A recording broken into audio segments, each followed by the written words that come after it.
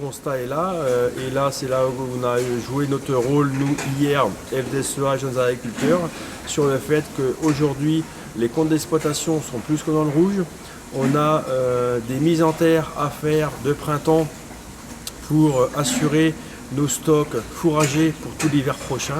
Donc là, on demande premièrement un retour des négociations commerciales qui se sont passées sur le début de l'année, et deux, quand la filière en général sort gagnant, quoi qu'on dise, des relations commerciales, il faut un retour aux producteurs très rapidement.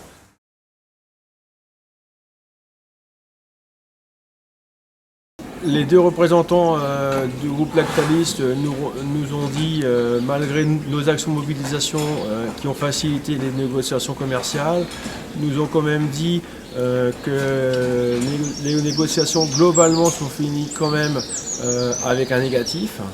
Et nous, quand on entend les GMS, on entend dire, elles nous disent que ça s'est soldé par au minimum la reconduction de 2015. Donc là, pour le coup, je pense qu'on est en train de se faire balader entre les deux maillons qui sont la transformation et la distribution.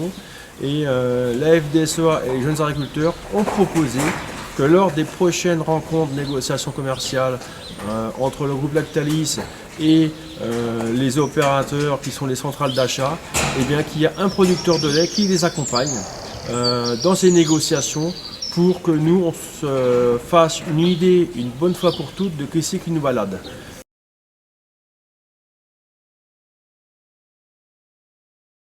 En ce qui concerne donc, au jour d'aujourd'hui la non-signature de la charte laitière du groupe Lactalis, bon, on ne va pas se cacher le fait que Lactalis, dès qu'on prononce faux le mot FNPL, FNSEA, FDSEA, a une réaction assez négative, car je pense qu'on est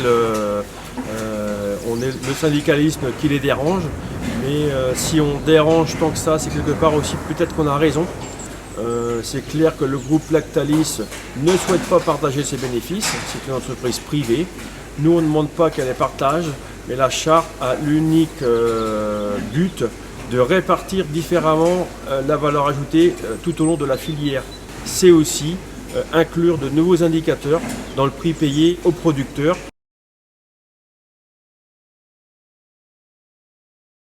Il y a une loi qui s'appelle la loi Galland qui nous interdit au jour d'aujourd'hui de vendre à perte nos produits d'exploitation.